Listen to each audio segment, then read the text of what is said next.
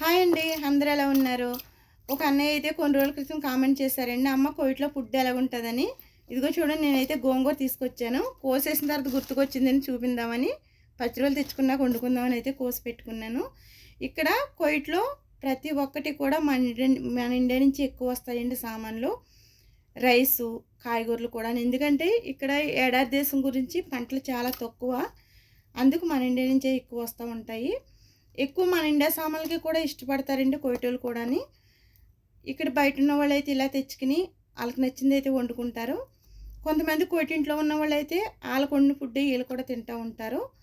కానీ కొంతమంది కోయిటింట్లో అలా కాదండి, వాళ్ళకి నచ్చింది వండుకు తినమని చెప్పి కోయిటోళ్ళు ఉన్నారు, అలా తెచ్చిచ్చి వాళ్ళు కూడా ఉన్నారండి. అందరూ ఒకలాగా ఉండరు కదా. ఇక్కడైతే ఇలాగ ఉంటుందండి. మనము ఇంటికాడ ఉన్న ఫ్యామిలీ దూరం తప్ప మనకి ఇంటి దగ్గర ఎలాగైతే చేసుకుంటామో, ఎలాగైతే తింటామో ఇక్కడ కూడా అన్నీ అలాగే ఉంటాయండి.